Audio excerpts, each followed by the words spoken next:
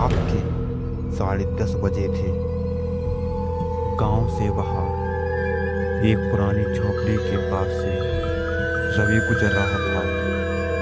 उस झोपड़ी के अंदर अंधेरा था, लेकिन अचानक अंदर से हंसी की आवाज आई। रवि रुक गया। झोपड़ी के अंदर कोई नहीं था। फिर आवाज वो धीरे धीरे पास गया। अंदर झांकने ही वाला था कि दरवाजा अपने आप किर किर की आवाज के साथ खुला। अंदर सिर्फ एक पुरानी लकड़ी की कुर्सी थी जो अपने आप हिल रही थी।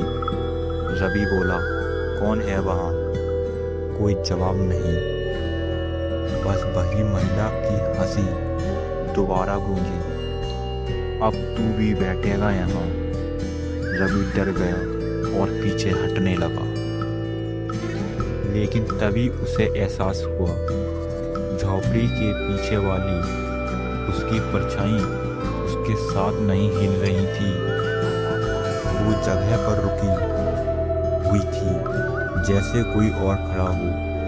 हवा तेज चली, कुर्सी जोर से घूमी और उस परछाई ने उसकी तरह मुस्कुराया और देखा। अगले दिन सुबह गांव वाले बोले, कल रात झोपड़ी से किसी के हंसने की आवाज फिर आई थी, लेकिन झोपड़ी तो 5 साल से खाली पड़ी है।